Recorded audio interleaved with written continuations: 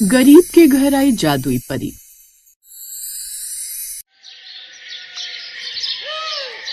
बबली को बारिश में भीगने का बहुत शौक था। आज भी हल्की हल्की बारिश हो रही थी और बबली बारिश देखकर बहुत खुश हो रही थी। अरे वाह, आज फिर से बारिश हो गई। एक काम करती हूँ, छुपकर बाहर चली जाती हूँ और माँ को कह दूंगी कि गलती से भीग गई। बबली ये बात बोल ही रही थी कि इतने में उसे अपनी माँ की आवाज आती है। बेटा बबली, बाहर बहुत तेज बारिश हो रही है, इसलिए बाहर मत जाना वरना भीग जाओगी, और अगर भीग गई तो तुम्हारी तबीयत खराब हो जाएगी। मैं सब जानती हूँ कि तुम वहाँ खड़ी होकर अपने मन में कुछ न कुछ बाहर जाने का प्लान कर रही हो। हाँ माँ, नहीं जाऊंगी। कितनी अच्छी बारिश हो रही है, लेकिन माँ मुझे बारिश में नहीं जाने देंगी। ऐसा करती हूँ कि बिना बताए चुपचाप से बारिश में भीग जाती हूँ। जब वापस आऊंगी तो कोई न कोई बहाना दे दूंगी मम्मी को। उसके बाद माँ थोड़ा डांट तो लगाएगी, डांट खा लूंगी। और यही सोचकर बबली बारिश में निकल पड़ी। बबली बारिश में भीगती हुई अपनी ही धुन में आगे चली जा रही थी। वो झूम रही थी, नाच रही थी, गा रही थी। तभी वो पलटकर देखती है और खुद से ही बोलती है, अरे ये क्या, मैं तो घर से काफी दूर आ गई। माँ को पता चलेगा तो मुझे बहुत डांट लगाएगी। ऐसा करती हूँ, बिना समय गवाए अब मैं वापस चलती हूँ। इतना बोलकर बबली अब अपने घर की तरफ वापस जा रही थी, लेकिन तभी उसकी नजर एक छोटी लड़की पर पड़ती है, जहाँ बबली देखती है कि वो लड़की बारिश में पूरी तरह से गीली हो रखी है और वो ठंड के कारण थर-थर कांप रही है। उस लड़की को देख बबली उसके पास जाती है और उससे कहती है, मेरा नाम बबली है, क्या तुम भी मेरी तरह अपनी माँ से छुपकर बारिश में भीगने आई हो? नहीं नहीं, मैं तो अपनी माँ के साथ जंगल घूमने आई थी, पर बारिश और तेज हवाओं की वजह से मैं अपनी माँ से बिछड़ गई। ओह, ये तो बहुत बुरा हुआ। वैसे तुम्हारा नाम क्या है? मेरा नाम कुसुम है। कुसुम, तुम तो पूरी तरह भीग गई हो। अगर तुम ऐसे ही रही तो तुम्हारी तबीयत खराब हो जाएगी। मेरे साथ मेरे घर चलो, जब तुम्हारी माँ आएगी तो तुम चले जाना। अब कुसुम बबली के साथ उसके घर आ जाती है। जैसे ही बबली के माता पिता उसे देखते हैं तो कहते हैं, बबली, मैंने तुम्हें मना किया था ना बाहर बारिश में भीगने से, लेकिन तुम मेरी बात सुनती नहीं। कहाँ गई थी? और कौन है ये लड़की? माँ, आप मुझे बाद में डांट लेना, पर पहले आप इसे अंदर बुला लो। बेचारी भीगी हुई है, बहुत कांप रही है, शायद इसे ठंड लग चुकी है। सही कह रही हो बेटा, तुम जल्दी से घर के अंदर आ जाओ। और बबली, तुम अपने कपड़े दे दो इसे, तुम्हारे कपड़े पहन लेगी, तब तक मैं चाय बना लेती हूँ। अब बबली उसे अंदर ले जाती है और अपने कपड़े पहना देती है। फिर उसे लेकर बाहर आती है और कविता उसे चाय देकर उससे पूछती है, बेटा कौन हो तुम और इस बारिश में अकेले कैसे आई? आंटी, मेरा नाम कुसुम है। मैं अपनी मम्मी के साथ जंगल घूमने के लिए आई थी, लेकिन तेज हवा और बारिश की वजह से मैं अपनी माँ से बिछड़ गई। मैंने उन्हें बहुत ढूंढा, लेकिन वो मुझे कहीं नजर नहीं आई। कोई बात नहीं बेटा, अब तुम बिल्कुल भी चिंता मत करो। जब तक तुम्हारी माँ तुम्हें लेने वापस नहीं आती, तब तक तुम हमारे घर में आराम से रहो। तुम भी मेरी बेटी बबली की तरह हो। हाँ कुसुम, कविता बिल्कुल सच कहती है। इसे अपना ही घर समझो। जिस तरह बबली हमारी बेटी है, ठीक उसी तरह तुम भी हमारी बेटी हो। इसीलिए खाने पीने में कोई शर्म मत करना। ये सारी बातें सुनकर कुसुम चैन की सांस लेती है। अगले दिन रोज की तरह बाबूलाल अपने खेतों से सब्जियां तोड़ता है और अपने ठेले पर उन्हें रखकर बाजार में जाकर आवाज लगाता है, सब्जी ले लो, ताजी ताजी हरी हरी सब्जियां। बाबूलाल के आसपास और भी काफी सारे सब्जी वाले थे। वे सब भी अपने अपने खेत में सब्जियां लगाकर उन्हें तोड़कर बेचा करते थे। तभी सब्जी बेचने के दौरान बाबूलाल का पड़ोसी सब्जी वाला भानु बोला, अरे बाबूलाल भैया, साहूकार के बारे में कुछ सुना क्या? नहीं तो भानु भैया, क्यों अब क्या कर दिया इस निर्मोही साहूकार ने? भैया पूरे बाजार में चर्चे हैं, पता नहीं तुम्हें ही खबर कैसे नहीं है। साहूकार अब शहर से इंजेक्शन और दवाइयों वाली सब्जियां मंगवाने वाला है, और अगर वो शहर से केमिकल युक्त सब्जियां मंगवाएगा तो जाहिर सी बात है कि वो बहुत ऊंचे दामों में बेचेगा, और अगर उसने ऐसा किया तो हम गरीबों के तो पेट पर लात ही पड़ जाएगी। इस साहूकार ने बड़ा परेशान कर रखा है। भगवान ही जाने ऐसे गरीबों का खून चूसने वाले लोगों को कब सबक मिलेगा। इस तरह दोनों आपस में बातें करने लगते हैं और कुछ ही घंटे बाद शाम हो जाती है। शाम को बाबूलाल घर आता है। बाबूलाल की पत्नी उसे परेशान देखकर कहती है, क्या हुआ जी, आप बड़े परेशान दिखाई दे रहे हैं? हाँ कविता, इस साहूकार ने तो बड़ा ही परेशान कर रखा है। इतना कहकर बाबूलाल ने अपनी पत्नी को सारी बातें बताई। ये सब बात सुनकर कविता बोलती है, आप चिंता मत कीजिए जी, साहूकार के पापों का घड़ा भर चुका है। भगवान ने चाहा तो उसे जल्दी ही सबक मिलेगा। वो लोग ये बातें कर ही रहे थे कि तब तक बबली और कुसुम खेलते हुए वहाँ आ जाती हैं और वो अपने पिता से कहती हैं, माँ पिताजी, आज मैंने कुसुम को पूरा गांव घुमाया। कुसुम तो अब मेरी बहुत अच्छी दोस्त हो गई है। अरे वाह बेटा, ये तो बहुत अच्छी बात है। भगवान करे तुम्हारी दोस्ती इसी तरह सलामत रहे। बाबूलाल और कविता भी उन दोनों को ऐसे खुश देखकर खुश होते हैं। अगले दिन बाबूलाल सब्जी बेचने के लिए बाजार में जाता है तो देखता है कि वहाँ साहूकार ने पहले ही सब्जी का ट्रक मंगवाया हुआ है। और जब साहूकार की नजर बाबूलाल पर जाती है तो साहूकार बाबूलाल से बोलता है, कैसे बाबूलाल? अभी तक तो ठीक हूँ साहूकार जी, लेकिन आपने जो सब्जी का ट्रक मंगवा लिया है उससे शायद आप हम गरीबों को ठीक नहीं रहने देंगे। अच्छा, तो तुम इस वजह से परेशान हो? अरे बाबूलाल, मैं तो कब से तुम्हें कह रहा हूँ कि मेरे पास काम करो, मैं तुम्हें पगार दूंगा, तुम्हें किसी बात की चिंता करने की जरूरत नहीं। लेकिन फिर भी तुम माने ही नहीं, तुमने अपनी ही चलाई और अब तो मैं क्या कर सकता हूँ। अब मैं अपना कारोबार बढ़ाने के लिए कुछ तो करूंगा ही ना। माफ करना साहूकार, लेकिन आप काम बहुत करवाते हो और पैसे बहुत कम देते हो। जितना पैसा आप देते हो उससे तो ज्यादा मैं अपनी सब्जियां बेचकर कमा लेता हूँ। अब मेरा परिवार भी तो है, चंद पैसों में अपने परिवार का खर्च कैसे चलाऊं? बदतमीज, तेरी इतनी मजाल कि तू मुझसे इस तरह ऊंची आवाज में बात करे। रुक, तुझे तो मैं अभी सबक सिखाता हूँ।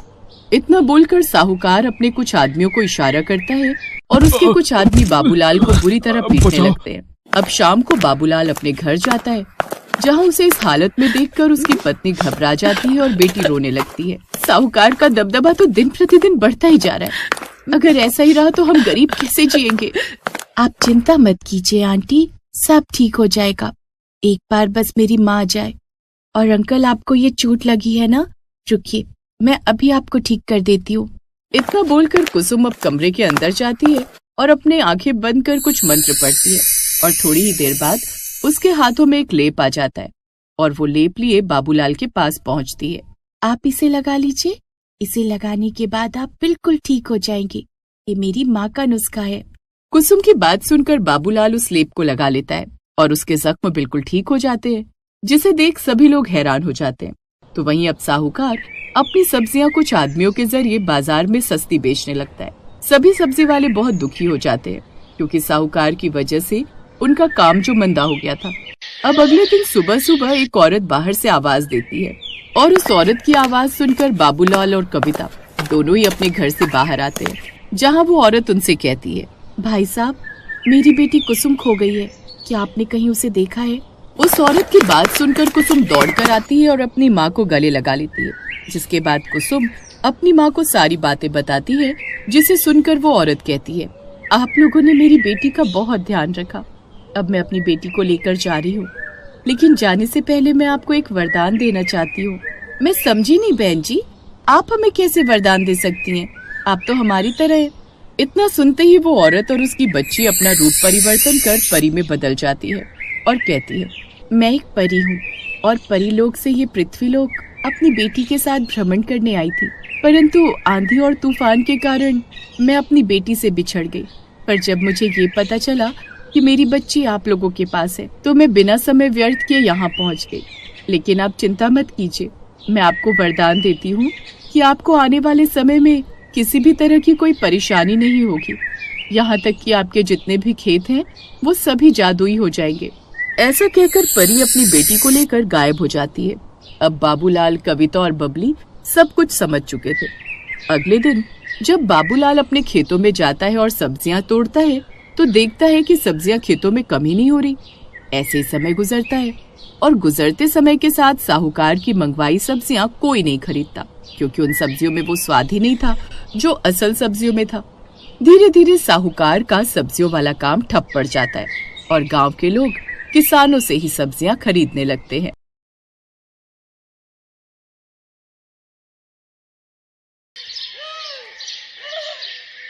पायल और सीमा दोनों अमीर गरीब सहेलियां थी। पायल एक अमीर व्यापारी की बेटी थी और सीमा एक गरीब मजदूर की बेटी। सीमा बहुत भोले स्वभाव की थी उसे लगता था कि पायल अमीर होकर भी उसकी सहेली है, जबकि ऐसा नहीं था। पायल सिर्फ अपने स्वार्थ के लिए ही सीमा के साथ रहती थी। सीमा, आज मेरी तबीयत थोड़ी ठीक नहीं है और तू जानती है मेरे कॉलेज के बहुत से प्रोजेक्ट करने बाकी रह गए। क्या आज तू अपने कॉलेज से छुट्टी लेकर मेरे प्रोजेक्ट पूरे कर देगी? 2 दिन बाद तो मेरी भी परीक्षाएं हैं, मुझे भी।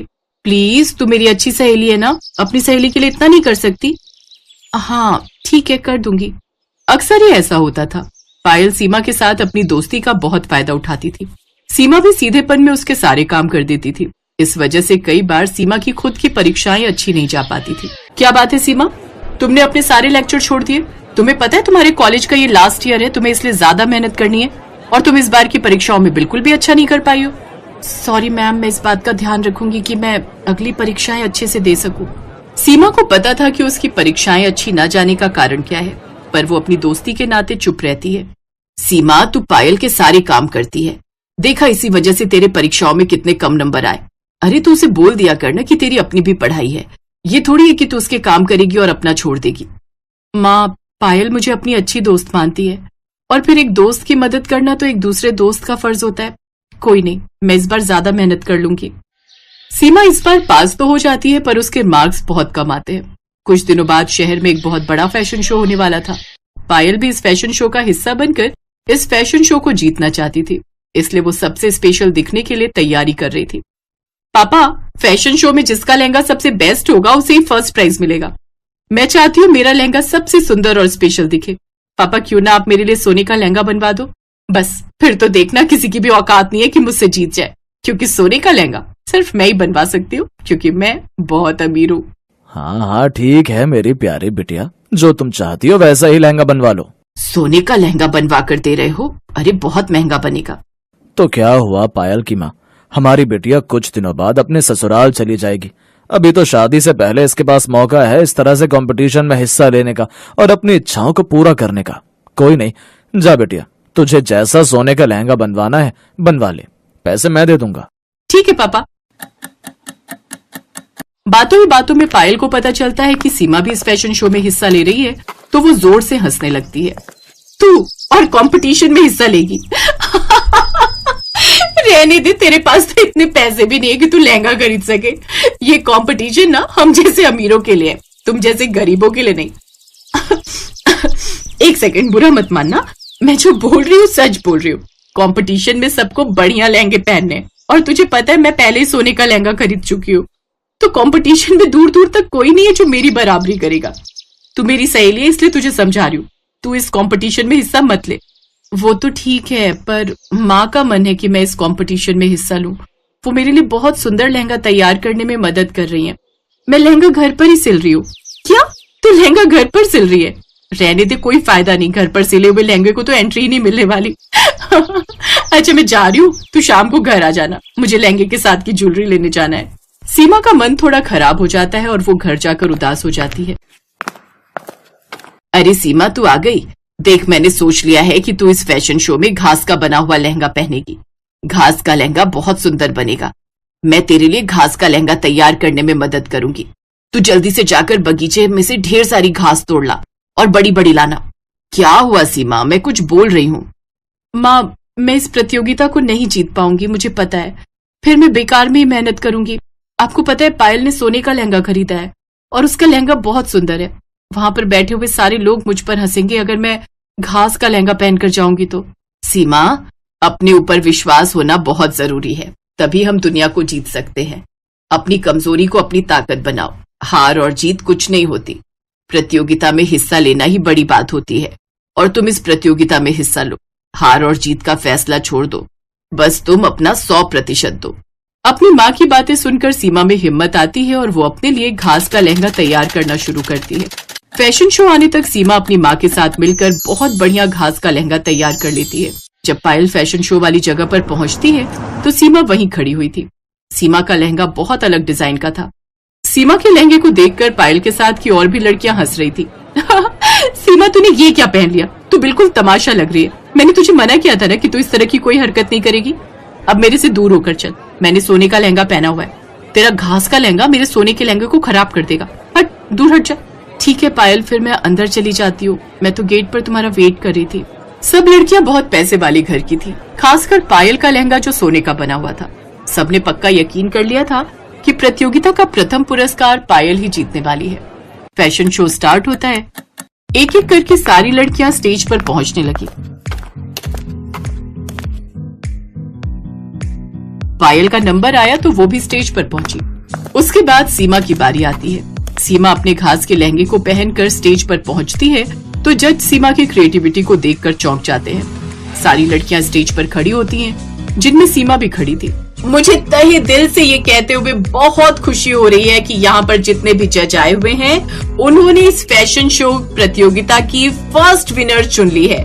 मैं अब उस विजेता का नाम बोलने जा रही हूँ। तो आज के फैशन शो की फर्स्ट विनर है सीमा। जी हाँ, सीमा ने इस फैशन शो के लिए जो लहंगा तैयार किया है वो इन्होंने घर पर ही सिला है और इसी वजह से इस प्रतियोगिता की पहली विजेता सीमा बनी है। सीमा के लिए जोरदार तालियां। सीमा को विजेता देखकर पायल जल भुन जाती है और फैशन शो छोड़कर चली जाती है। उस दिन जब पायल फैशन शो छोड़कर गई, तब सीमा को एहसास हुआ कि पायल उसकी खुशी में शामिल नहीं हुई, क्योंकि पायल के मन में स्वार्थ था।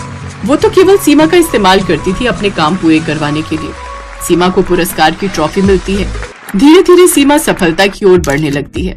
सीमा अपनी मेहनत से आगे तो बढ़ गई थी, पर उसे एक बात का दुख था। उसने अपने जीवन में दोस्त को पहचानने में बहुत बड़ी गलती की थी।